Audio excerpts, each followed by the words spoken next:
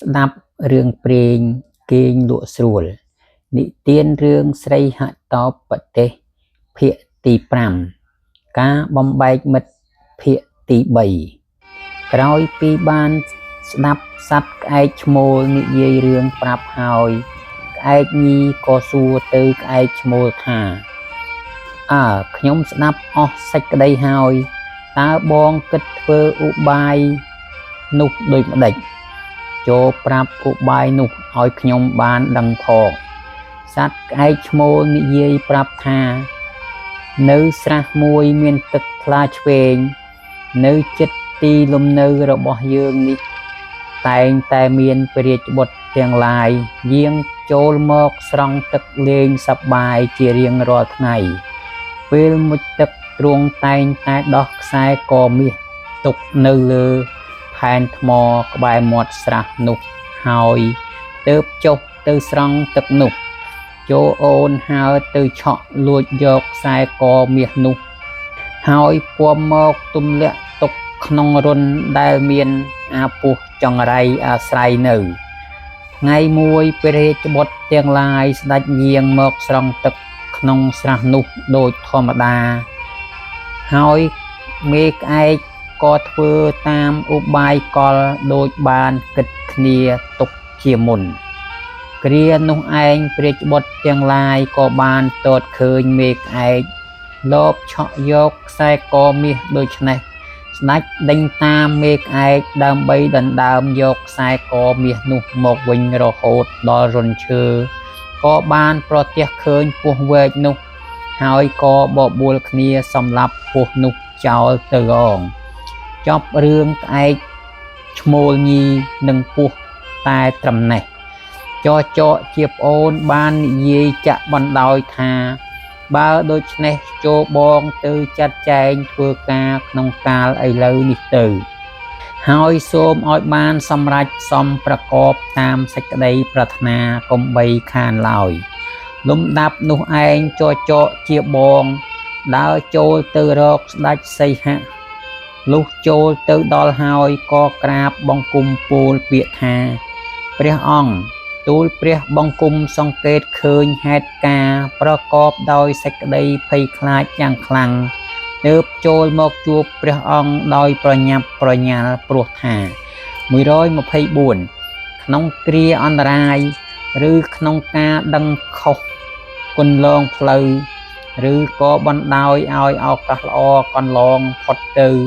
ជនទាំងឡាយដែលជាអ្នកធ្វើប្រយោជន៍ទូទៅសូម្បីគេមិនសួរក៏គប្បីស្នើណែនាំផ្លូវដោយពាក្យជាកល្យាណធម៌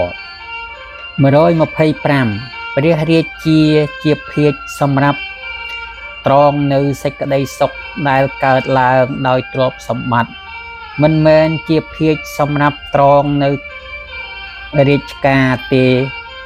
កាលបើរាជការវិនិច្ឆ័យខូចខាតហើយមន្ត្រីត្រូវជាប់ទោស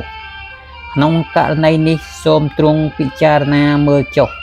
នេះជាវិធីដំណើរការនៃអាមាត្យទាំងឡាយលោកថា126អាមាត្យដែលស៊ូលះបង់ជីវិតដើម្បីព្រះរាជាការគប្ប្រសើរណាស់រីឯអាមាត្យដែលបណ្ដោយឲ្យជនក្បត់ដែលបំរុងធ្វើគុតព្រះរាជារបស់ខ្លួន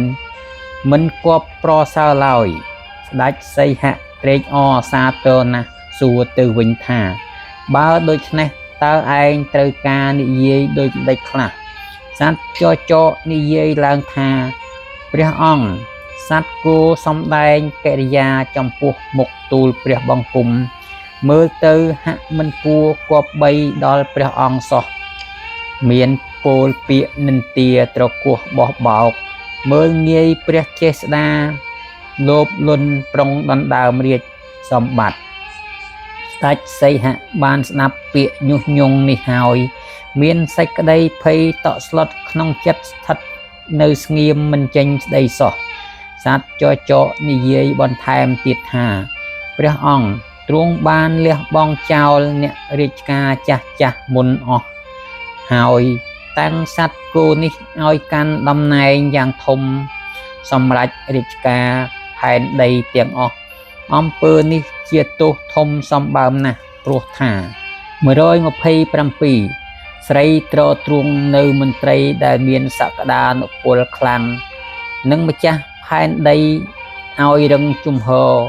ហើយយកជើងទាំងពីរទប់ជ្រែងឯស្រីនោះជាស្ត្រីភាពមានសមត្ថភាពមិនអាចទប់ទល់នៅការដ៏ធ្ងន់ធ្ងរទាំងពីរឲ្យបានប្រព្រឹត្តទៅបានល្អទេលោះហើយតោងទម្លាក់ការៈណាមួយចោលក្នុងការៈទាំងពីរនោះគឺខ្ញុំបាទឬលោកម្ចាស់128កាលណាព្រះរាជាទ្រង់តែងតាំងមន្ត្រីណាមួយដែលផ្ដាច់ការក្នុងរាជកាលនោះក្តីស្រវឹងយោះតែងហូរចូលទៅក្របសង្កត់ចិត្តមន្ត្រីនោះដោយអំណាចហើយមន្ត្រីនោះឯងរមែងកំចាត់បងនៅការងារឲ្យវិនិច្ឆ័យដោយអំណាចស្រវឹងយោះកាលបើការងារវិនិច្ឆ័យហើយសេចក្តីលោភនិងបង្កក្តីចង់កាន់អំណាចដោយខ្លួនឯងជារៀងរហូតដោយសេចក្តីលោភចង់បានអំណាចនេះទើបជាហេតុនាំឲ្យមន្ត្រីនោះនឹងធ្វើឃាតម្ចាស់របស់ខ្លួនដល់ក្តីមរណាប្រកបជាមិនខាន129អាហារប្រកបដោយពឹសពុលធ្មេញដែលរង្គើនិងអាមាត្យដែលមានចិត្តក្បត់ទាំងអស់នេះត្រូវដកចោលឲ្យដល់ឫសគល់ទើបបានសុខ130ព្រះរាជាអង្គណាប្រភពអំណាចផ្ដាច់មុខរបស់ខ្លួនហើយដល់មន្ត្រីណាហើយក្តីវិនិច្ឆ័យអន្តរាយនឹងកើតមានហើយព្រះរាជាអង្គនោះនឹងផ្ទុំកើតទុក្ខសោកសៅក្តៅក្រហាយដោយមនុស្សខ្វាក់ឥតមានអ្នកដឹកដៃ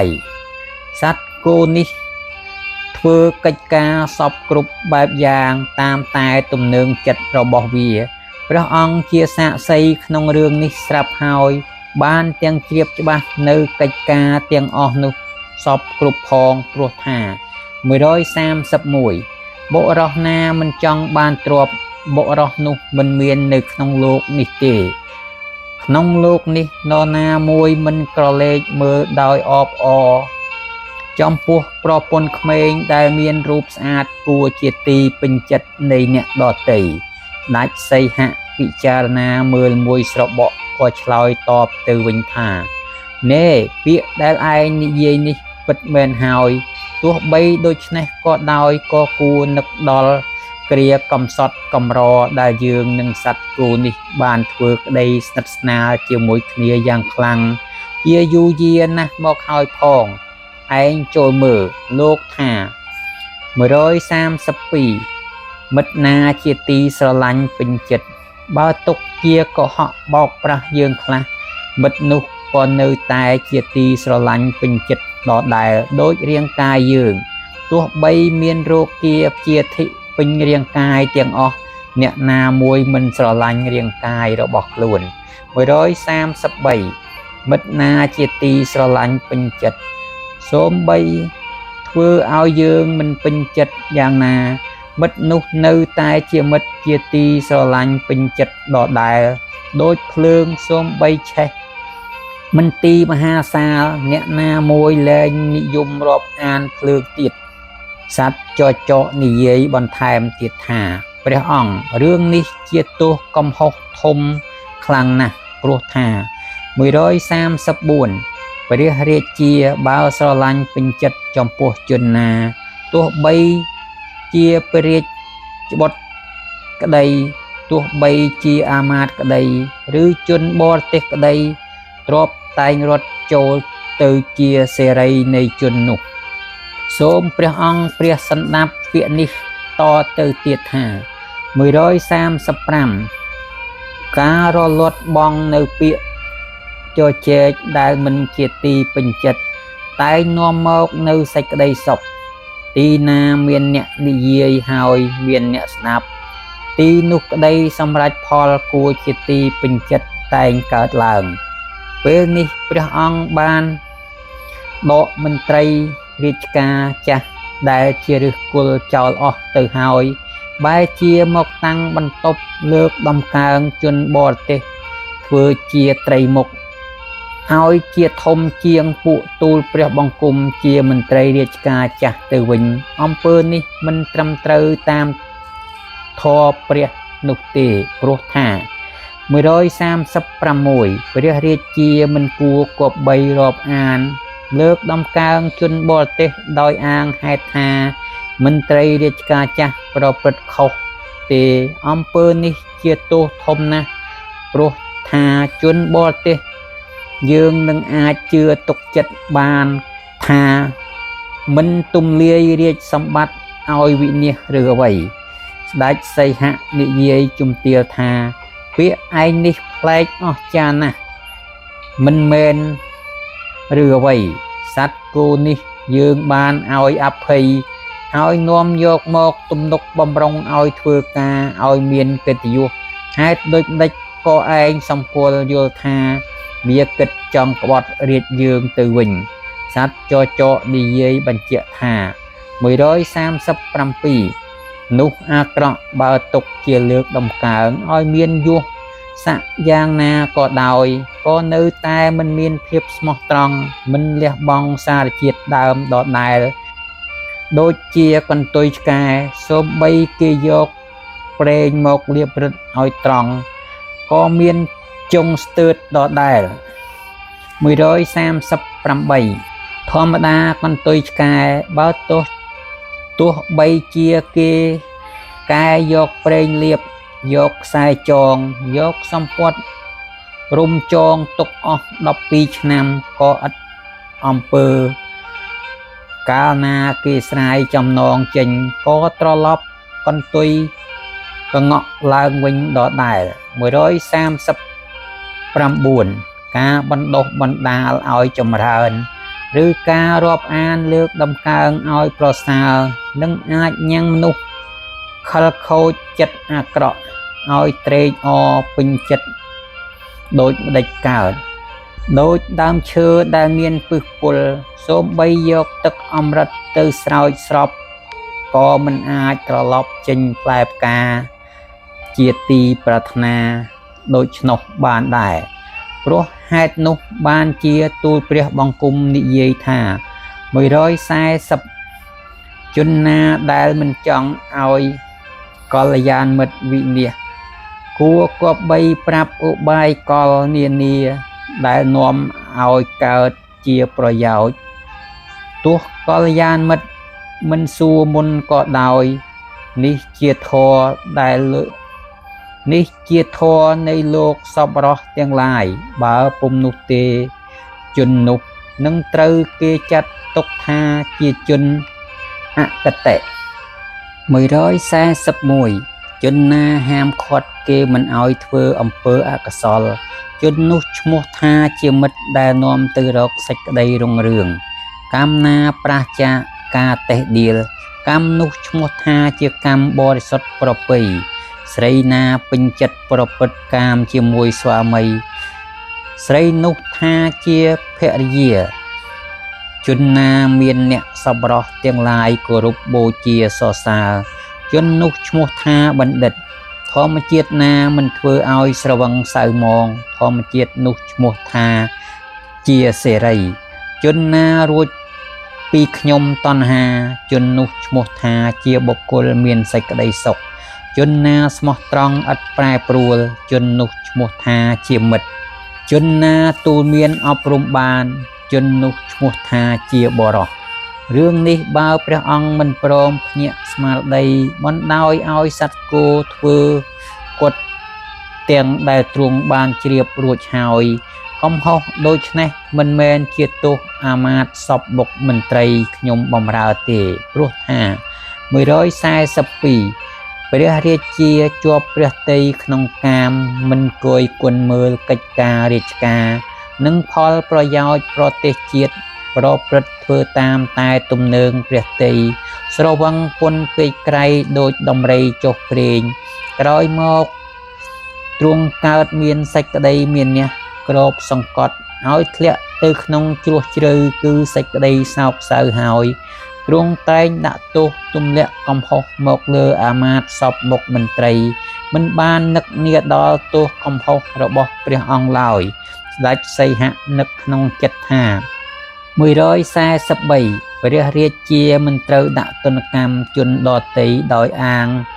យកតែពាក្យពោលបង្ខូចនៃជនឯទៀតឡើយគួរគប្បីសាកសួរឲ្យឃើញទោសជាក់ច្បាស់ដោយខ្លួនឯងសិនសឹមត្រូវចាប់ចងដាក់ទោសឬពុំនោះត្រូវបូជា144ជនណាមិនបានពិចារណាគុណនឹងទោសឲ្យឃើញបានច្បាស់លាស់ជាមុនសិនទេមិនគួរអាណិតលើកលែងឬដាក់ទោសទណ្ឌទេដោយការមើងងាយយកដៃលូកទៅក្នុងមាត់ពោះឈ្មោះថាយកក្តីវិនាសមកឲ្យខ្លួនឯងពិតឥតសង្ស័យឡើយនឹកឃើញដូច្នេះហើយទើបស្ដេចសីហៈប្រកាសខ្លាំងថាបើដូច្នេះត្រូវហៅសត្វគោឲ្យចូលមកនិងប្រាប់ឲ្យដឹងខ្លួនឬអ្វីចកឆ្លើយដោយប្រញាប់ថាទេមិនបានទេបើដូច្នេះនាំឲ្យគេដឹងឮច្រើនបែកការសម្ងាត់អស់ហើយព្រោះលោកពោលថា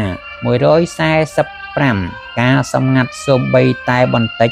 បុគ្គលគួរគប្បីលាក់ទុកដោយប្រពៃ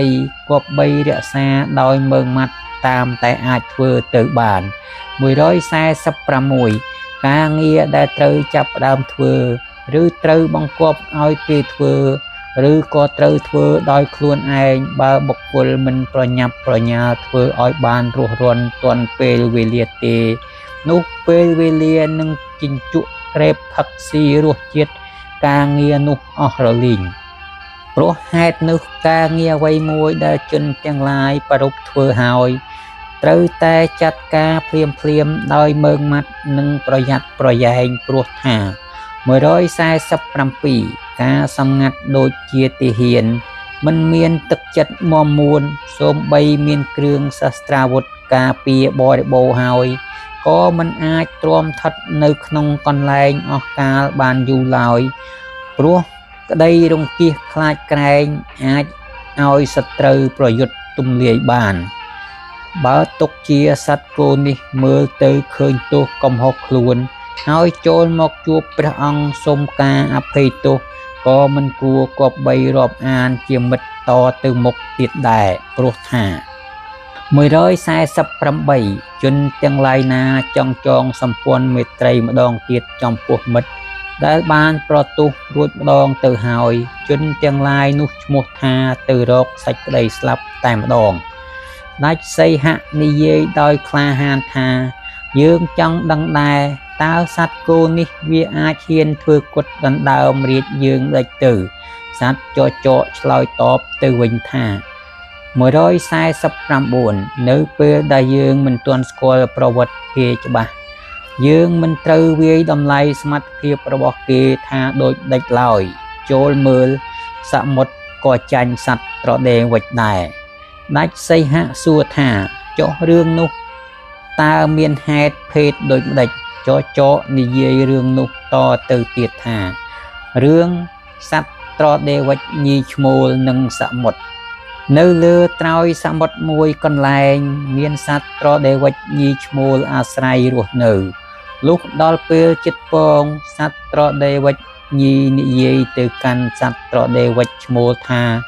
បងខ្ញុំជិតពងហើយសូមបងរៀបចំកាច់សម្បុកទុកពងក្នុងទីដតីឲ្យបានស្រួលបួលជាងនេះសត្វត្រដេវិចឈ្មោលសួរតបទៅវិញថាហើយអូនទីនេះមិនសមគួរនឹងពងឬអ្វីសត្វត្រដេវិចញីឆ្លើយប្រាប់ថាទីនេះប្រកបដោយភ័យធំណាស់រលកសមុទ្រអាចបោកមកផាត់ពងយើង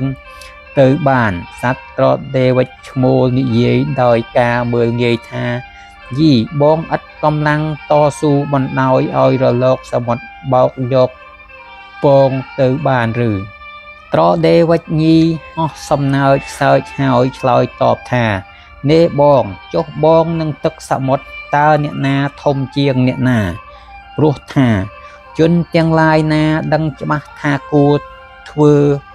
ឬមិនគួរធ្វើអ្វីមួយជនទាំងឡាយនោះ នៅពេលដឹងថាមានក្តីអន្តរាយចូលមកដល់ក៏មិនលិចលង់ផុងគំនិតនាំឲ្យវិនាសក្នុងគ្រាទុក្ខលំបាកបានឡើយ 151 ការប្ររពធ្វើការងារដែលមិនគួរធ្វើមួយ ការទាស់ទែងខ្វែងគំនិតបងប្អូនឯងមួយ ការប្រណាំងប្រជែងតស៊ូអ្នកមានកម្លាំងជាងខ្លួនមួយ ការទុកចិត្តស្រីទាំងឡាយមួយទាំង4ប្រការនេះឈ្មោះថាបើកទ្វារឲ្យឈានទៅរកសេចក្តីស្លាប់ទាំងរស់ ការនោះឯងសត្វត្រដេវិចញីប្រកែកមិនឈ្នះសត្វត្រដេវិចឈ្មោលក៏ព្រមពងនៅលើឆ្នេរសមុទ្រនោះទាំងសេចក្តីទុក្ខព្រួយ ការដែលបក្សីញីឈ្មោលជជែកគ្នាសមុទ្របានស្ដាប់ឮអស់សេចក្តីតាំងពីដើមដល់ចប់ក៏ចង់ដឹងកម្លាំងសត្វញីឈ្មោលនោះទើបផាត់រលកធំមកបោកយកពងអស់ទៅ លំដាប់នោះសត្វត្រដេវិចញីកើតទុក្ខសោយសោកក្តៅចិត្តយំបណ្ដើរនិយាយប្រាប់ប្តីបណ្ដើរថាណែបងមិនមិនជឿពាក្យខ្ញុំឥឡូវនេះក្តីទុក្ខធ្លាក់មកដល់យើងហើយពងវិនាសបាត់អស់រលីងសត្វត្រដេវិចឈ្មោលឆ្លើយតបដោយអួតអាងថាអូនអើយកុំភ័យកុំបារម្ភថ្មីទុកកិច្ចការនេះឲ្យបងចុះ និយាយដូច្នេះហើយស្រែកកាញ់ជ្រាវខ្ញៀវខ្ញាហៅវងបក្សីទាំងឡាយឲ្យចូលមកជុំគ្នាបានស្រេចកាលណាក៏ហិចហើរទៅកាន់សំណាក់ស្ដេចគ្រុឌជាស្ដេចបក្សីលុះទៅដល់ឋានគ្រុឌហើយសត្វត្រដេវិចឈ្មោលនិយាយរៀបរាប់ព្រឹត្តិការណ៍ទាំងអស់ប្តឹងសេចគ្រុឌដ៏មានបុណ្យ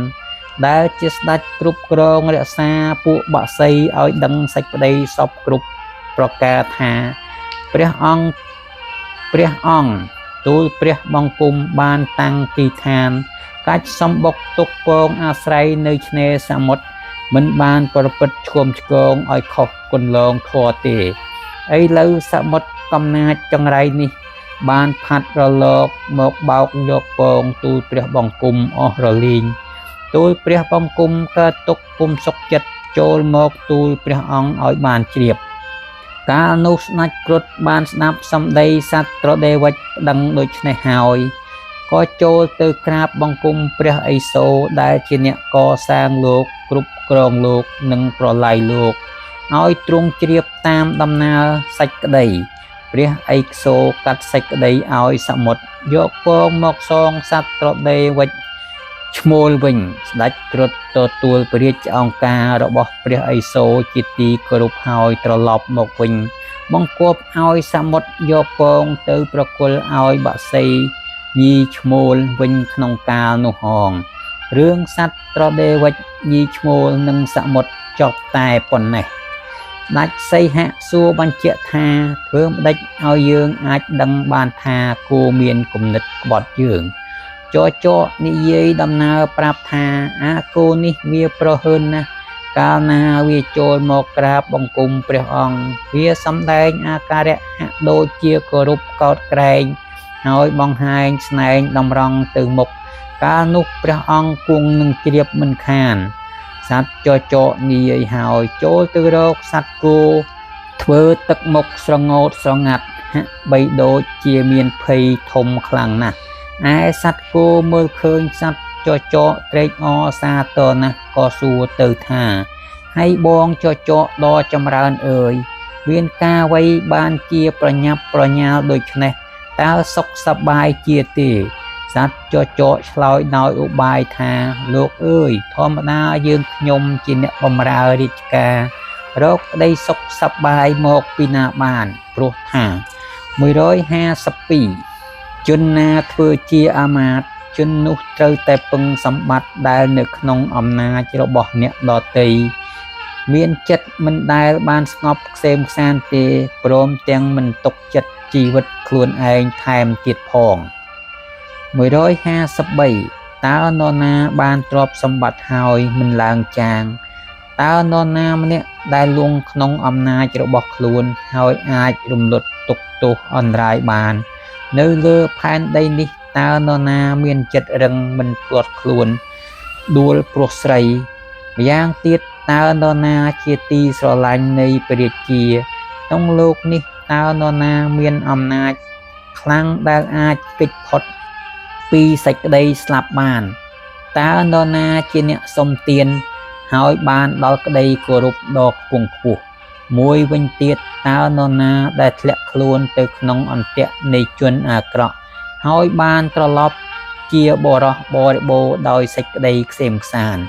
សត្វគោសួរដោយងឿងឆ្ងល់ថាបងអើយបងនិយាយនេះតើចង់មានន័យថាដូចម្ដេចសត្វចចកឆ្លើយប្រាប់ថាចុះឲ្យខ្ញុំជាបុគ្គលមានបុណ្យតិចស័ក្តិតូចប្រាប់ដូចម្ដេចទៀតចូលមើល154ខ្លួនខ្ញុំនេះដូចជាបុគ្គលលិចលួងក្នុងមហាសមុទ្រមានតែពោះកាចសាហាវសម្រាប់តោងនឹងលែងក៏មិនកើតនឹងតោងទៀតក៏មិនកើតពេលនេះលំបាកចិត្តខ្វល់គំនិតច្របូកច្របល់អស់ហើយដូចអ្នកតោងពោះដូចឆ្នោះដែរ155មួយចំណែកក្តីស្និទ្ធស្នាលចំពោះព្រះរាជាវិនាសអស់ហើយឯមួយចំណែកទៀតក្តីស្និទ្ធស្នាលចំពោះញាតិសន្តានក៏វិនាសអស់ដែរឲ្យរូបខ្ញុំធ្វើដូចផ្ដេចទៅឲ្យរូបខ្ញុំទៅឯណាខ្លួនខ្ញុំដូចជាធ្លាក់ក្នុងកណ្ដាលសមុទ្រគឺក្តីទុកស្រេចទៅហើយសត្វចចកនិយាយបណ្ដាដកដង្ហើមធំបណ្ដាហើយអង្គុយធ្វើមុខក្រៀមផ្អេសសត្វគោអង្វរសួរទៀតថាបងអើយចូលបងប្រាប់ខ្ញុំឲ្យជាក់លាក់មកមើលតើបងកំពុងគិតព្រួយរឿងអ្វីសត្វចចកធ្វើអាការៈដូចជាតូចចិត្តណាស់អោនទៅចិត្តត្រចៀកហើយនិយាយខ្សឹបតិចប្រាប់សត្វគោថាពិតមែនពិតបើតាមក្តីស្និទ្ធស្នាលចំពោះព្រះរាជាខ្ញុំមិនគួរយករឿងអាកំបាំងព្រះអង្គមកនិយាយបរិហាឲ្យគេឯងដឹងឮទេតែដូចរូបបងឯងឲ្យខ្ញុំលាក់លៀមដេចនឹងកើតព្រោះបងឯងនៅក្នុងទីនេះក៏ដោយសារខ្លួនខ្ញុំនាំមកដែរឯខ្ញុំចង់បានបុណ្យទៅកើតក្នុងឋានសួគ៌គួរតែស្រាយអាកំបាំងជាប្រយោជន៍ប្រាប់ឲ្យដឹងមុនសូមបងស្ដាប់មើល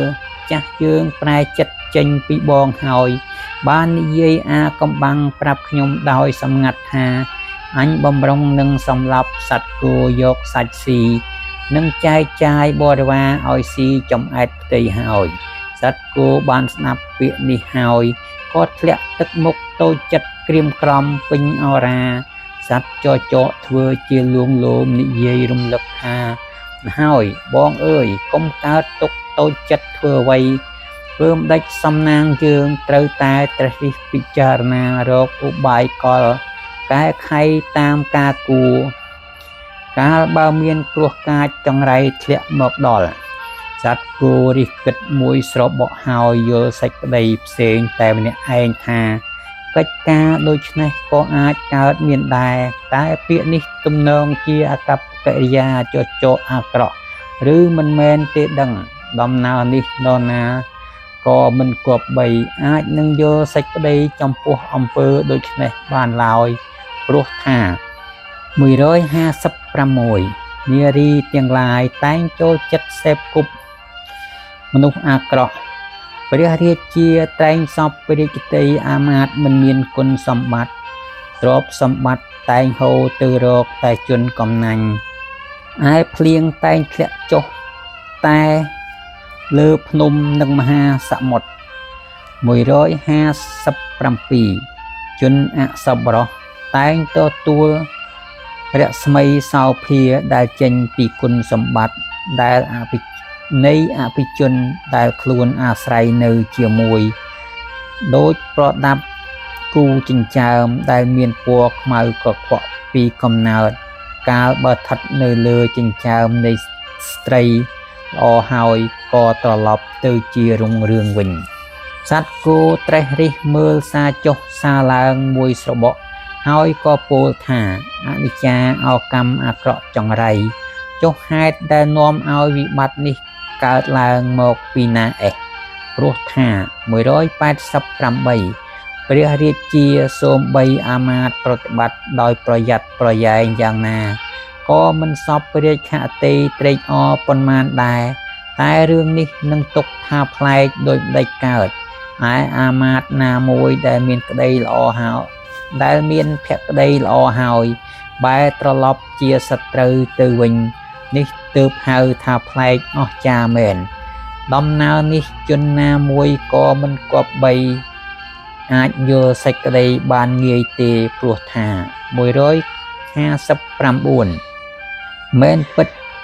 ជនណាកាន់យកហេតុណាមួយច្បាស់លាស់ហើយទើបខឹងក្រោធជននោះកាលបើកំចាត់បងហេតុនោះបានហើយនឹងបាត់សេចក្តីខឹងក្រោធជាជាពុំខានហើយកើតសេចក្តីជ្រះថ្លាភ្លាមបើជនណាខឹងក្រោធស្អប់ដោយមិនមានហេតុផលច្បាស់លាស់ធ្វើដូចដេចណោ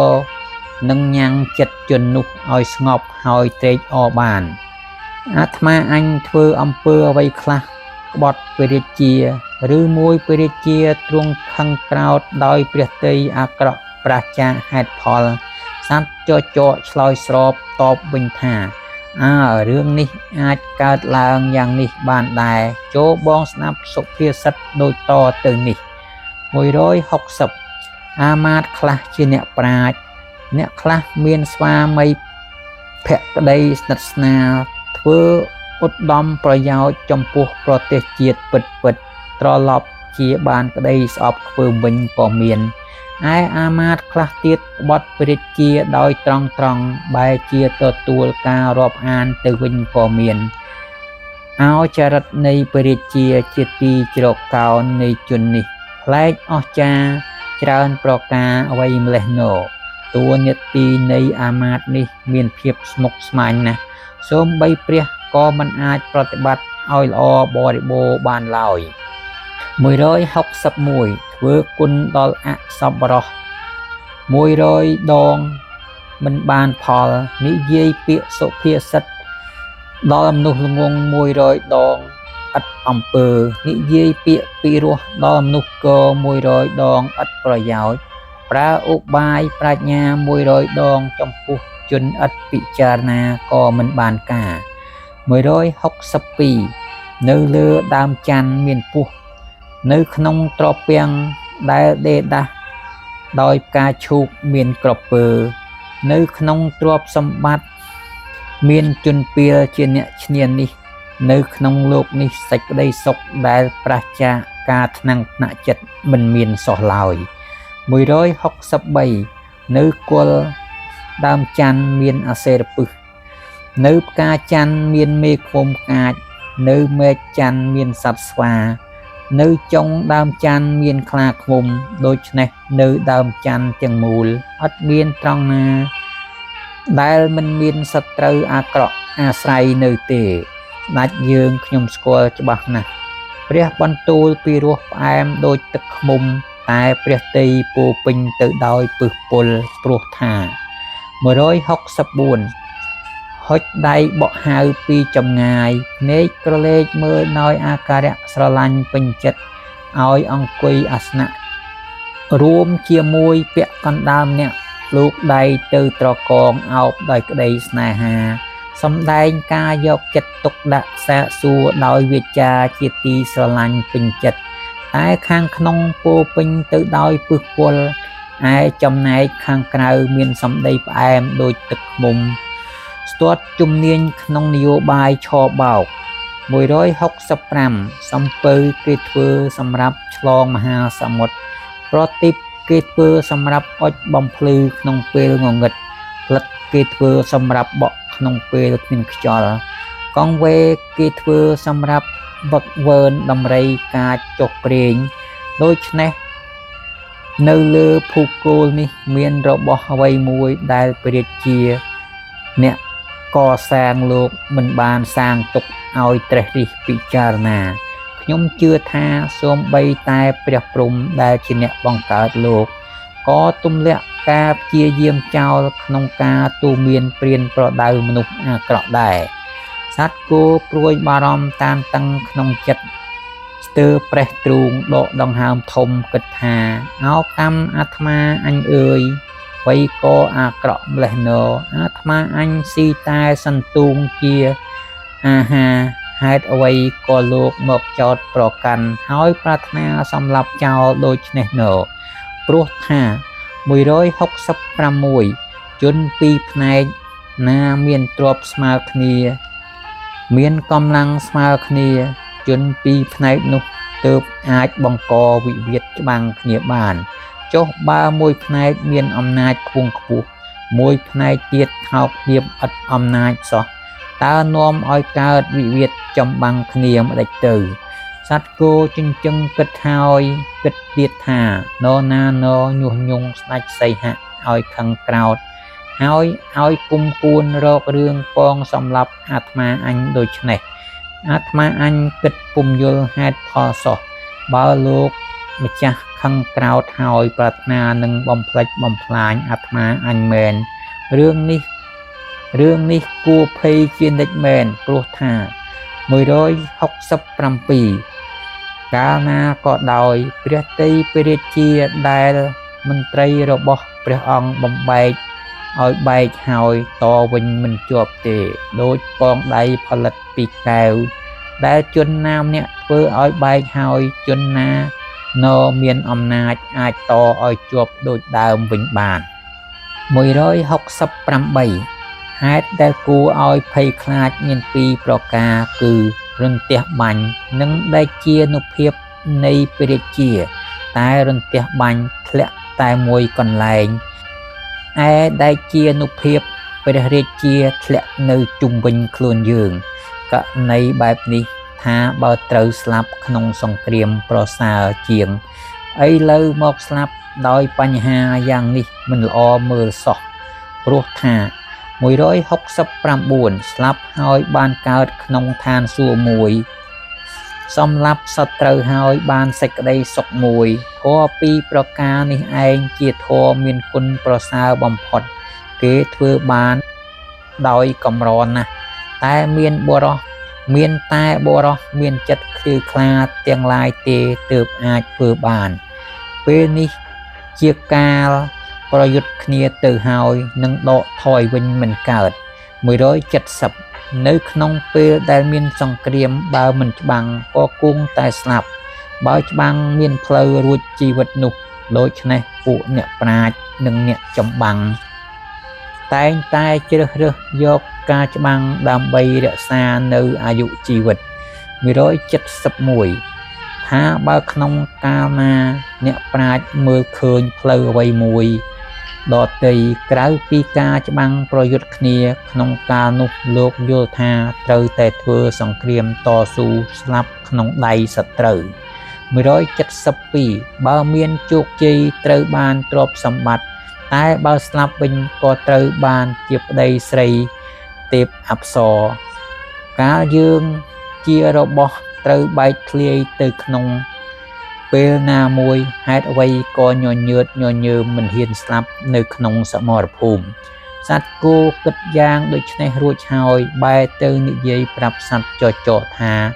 នេបងចចកអើយធ្វើដូចម្ដេចនឹងដឹងថាស្ដេចសីហៈ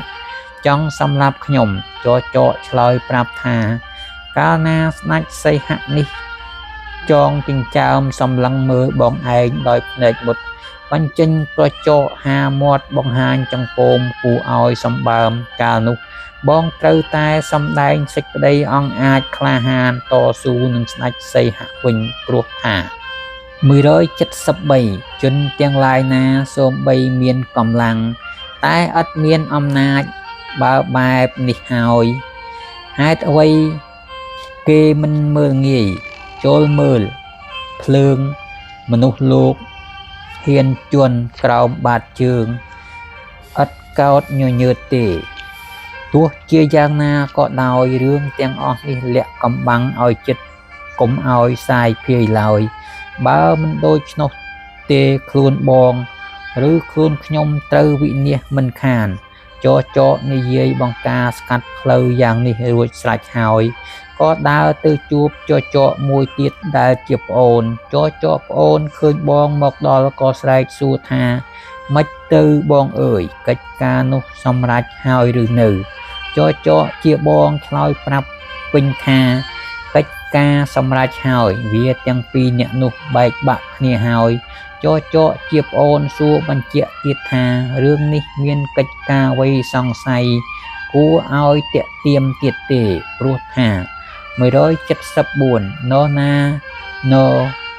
ចង់ចងមិត្តជាមួយមនុស្សអាក្រក់នរណាមួយមិនទាស់ចិត្តបើមានគេសុំញយនរណាណបានទ្រព្យច្រើនហើយមិនរីករាយនរណាណជាបណ្ឌិតមិនចាញ់កលក្នុងល្បិចអាក្រក់175ជនពាលពូកែល្បិចអាចញ៉ាំងជនដតីឲ្យមានសេរីឲ្យប្រព្រឹត្តអាក្រក់បានព្រោះមានបំណងចង់ចម្រើនបានប្រយោជន៍ផ្ទាល់ខ្លួនការរាប់អានជនពាលពូកែល្បិចនេះមិនទុកដូចជាការលេងជាមួយនឹងភ្លើងឬអ្វីលំដាប់នោះជាបងដើរទៅជួបស្ដេចសីហៈហើយនិយាយប្រាប់ព្រះអង្គថាព្រះអង្គឥឡូវនេះអាគោចង្រៃចិត្តអាក្រក់វាមកហើយសូមព្រះអង្គរៀបចំខ្លួនទុកឲ្យស្រេចនិយាយដាស់តឿនដូចនេះហើយទើបទូលឲ្យស្ដេចសីហៈបញ្ចេញចង្កូមដូចបានពោលខាងដើមមិនយូរប៉ុន្មានសត្វគោដើរចូលមកដល់ឃើញស្ដេចសីហៈរៀបចំខ្លួនស្រេចដូចសត្វចប្រាប់ក៏ចូលទៅប្រយុទ្ធភ្លាមកាលនោះឯងក៏កើតសង្គ្រាមរវាងស្ដេចសីហៈនិងសត្វគោយ៉ាងសម្បើមអស្ចារ្យស្ដេចសីហៈប្រហារសត្វគោដល់នៅក្តីស្លាប់ទៅរងការធ្វើសង្គ្រាមសម្រាប់សត្វគោដែលជាអាមាត្យមានចិត្តល្អរួចហើយទើបស្ដេចសីហៈដឹងខ្លួនថាចាញ់កលសត្វកើតសេចក្តីសោកសៅក្នុងចិត្តរួចបន្លឺវាចាថាអនិច្ចាអាត្មាអញមិនគួរមកសម្លាប់សត្វដូចនេះសោះព្រោះថា176រាជខ្លួនឯងនៅក្នុងកណ្ដាប់ដៃស្ដេចដតីគ្រប់គ្រងទុកដូចជាភាជសម្រាប់ត្រងនៅបាបអពមង្គលព្រះរាជាប្រព្រឹត្តល្មើសច្បាប់ដូចសីហៈសម្លាប់ដំរី177តើត្រូវឲ្យវិនិច្ឆ័យទឹកដីមួយភាគឬក៏ត្រូវឲ្យវិនិច្ឆ័យអាមាត្យដែលមានគុណសម្បត្តិនិងប្រាជ្ញាការវិនិច្ឆ័យអាមាត្យទុកដូចជាមរណៈនៃព្រះរាជាទាំងឡាយឯការវិនិច្ឆ័យទឹកដីមួយភាគគេអាចដណ្ដើមយកមកវិញបានមិនមែនដូចខូចខាតអាមាត្យឡើយសត្វនិយាយកាត់ឡើងថាហេតុអ្វីក៏ព្រះអង្គមកសោកស្ដាយសត្រូវដែលព្រះអង្គសម្លាប់ដូច្នេះព្រោះថា178ជនទាំងឡាយណាដែលធ្វើឲ្យអន្តរាយដល់ជីវិតរបស់ខ្លួនទោះបីជាបិតាឬជាបងក្តីពុំនោះជាបុត្រឬជាមិត្តសំឡាញ់ក្តីព្រះរាជាប្រាថ្នាសេចក្តីចម្រើនត្រូវតែសម្លាប់179ជនទាំងឡាយណាដែលស្គាល់សភាពពិតនៃព្រះធម៌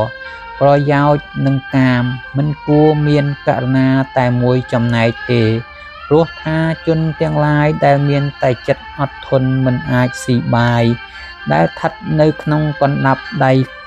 ខ្លួនឡើយ180ការអត់ឱនឲ្យសត្រូវឬមិត្តជាគ្រឿងលំអនៃអ្នកប្រាជ្ញដែលបំពេញពិតមែនហើយតែការអត់ឱនចំពោះសត្វដែលមានកំហុសនេះត្រឡប់ជាគ្រឿងប្រទោសនៃព្រះរាជាទាំងឡាយវិញទេ181ជនទាំងឡាយណាដែលចង់សម្លាប់ម្ចាស់ដោយលមោបចង់បានរាជឬដោយការមើលងាយគំនិតទោសជនទាំងឡាយនោះបើសមតាមកំហុសមានតែវិធីមួយទេគឺប្រហារជីវិតមិនមែនប្រការដតីទៀតឡើយ182ព្រះរាជាមានសេចក្តីអាណិតហួសប្រមាណព្រាហ្មណ៍បរិភោគសាច់សត្វសពគ្រប់មិនចន្លោះភរិយាមិននៅក្នុងអាវាតមិត្តមាននិស័យពងធ្វើសេចក្តីអន្តរាយអ្នកបំរើរឹងទទឹងអ្នកងារធ្វេសប្រហែសនិងមនុស្សអកតញ្ញូជនទាំងឡាយគួរលះបង់ជនទាំងនោះចោលឲ្យស្រឡះចេញ 183ច្បាប់របស់ព្រះរាជាមានការផ្លាស់ប្ដូរជាអនេកដូចកលមាយាស្ត្រីមានរូបល្អតែពោលពាក្យរឹងរូសឬក៏ធ្វើខ្នេកខ្នក់គួរឲ្យស្រឡាញ់រីឯព្រះរាជាពេលខ្លះធ្វើកាចខូខើរួចសម្ដែងការអាណិតអាសូរធ្វើជាកំណាញ់ស្វិតស្វាញរួចហើយបែរជាជួយទ្រព្យជាដើមទៅវិញ